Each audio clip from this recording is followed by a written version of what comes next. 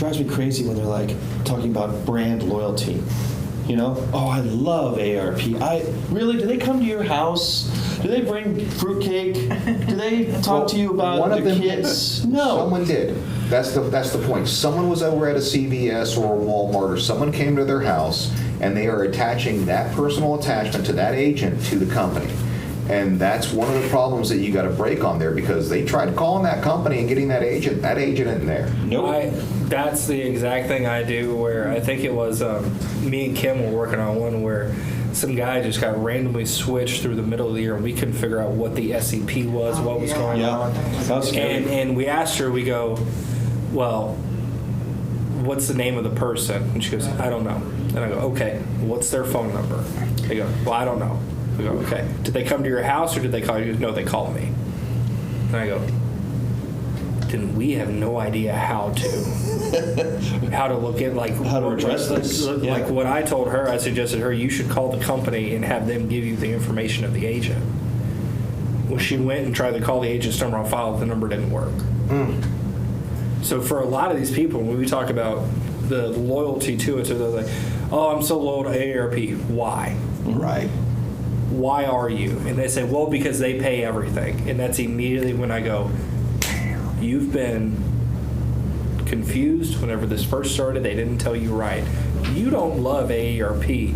You love the state that you live in, because the state is paying for it. You just have a card that says AARP on it.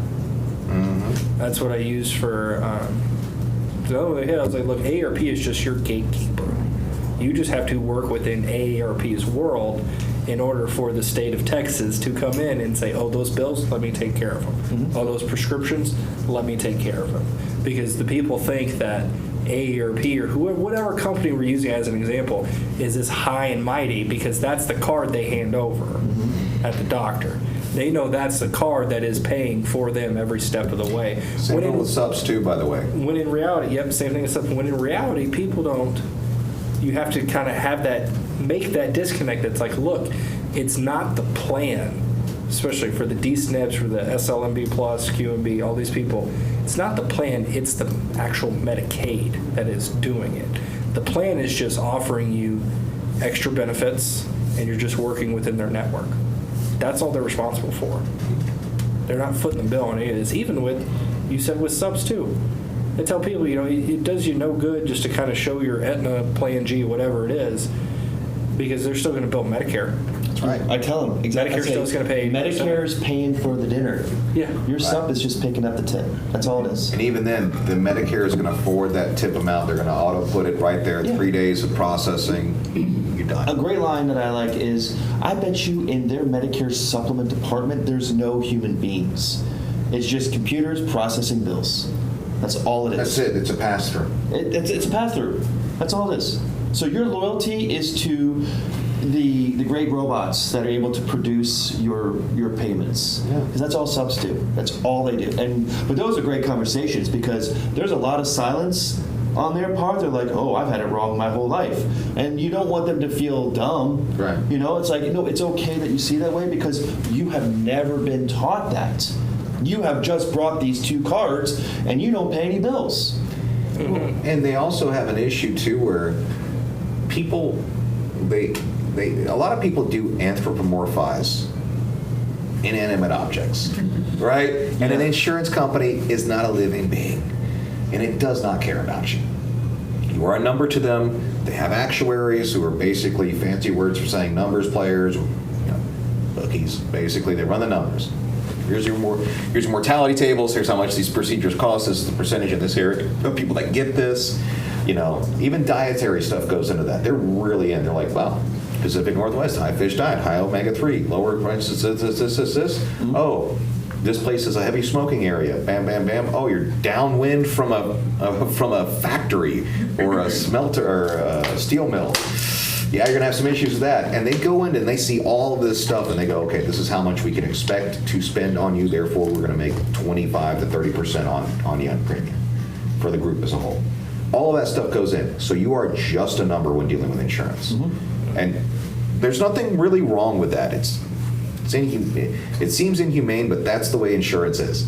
Insurance is a promise that when The insurance company loses that bet, they're going to pay, right? You're gambling with the future. Medicare, it's a little bit better because it's a zero-sum game. Right. You know you are going to get sick or hurt.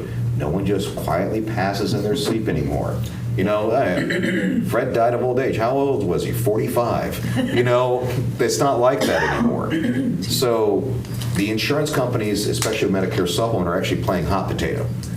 And they know it's going to happen. They just really hope it doesn't happen when they're holding the bag. Mm-hmm. That's also why you see rate increases go up around the 3 to 4 year range where it's like, oh, it's been really stable. Oh my God. Well, they're going, cycle that out. Bring in this new company, reset my risk pool, right? Because they've been making that bet.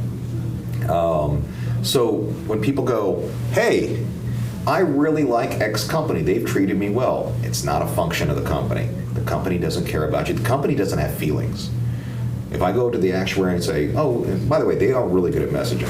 Oh, you know, we care about our clients. Clients come first. You know, we do this. So, you know, we sponsor Olympians. We also, you know, have pictures with puppies and your grandkids on them. And we're like, oh, isn't that great? But realistically speaking, you go to ask anyone over there and go, okay, tell me the name of one of your clients right now.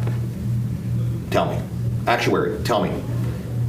Well, I know that we have 35,000 people that are 68 years old in the New York area, and about 30% of them are smokers. Great. One. Give me one.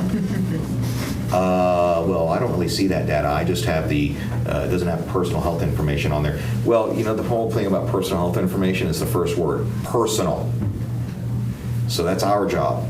So when they buy, they're buying from us, and then they'll go, if we don't sit there and make that differentiation real quick, which is, I am not the insurance company, then we risk losing that client long term, because they will attach all the great things that we have accomplished by getting them with that company to that company, and it's not a service of that company. That company doesn't care. And it's not supposed to care. They're insurance companies. They're not known to be warm people.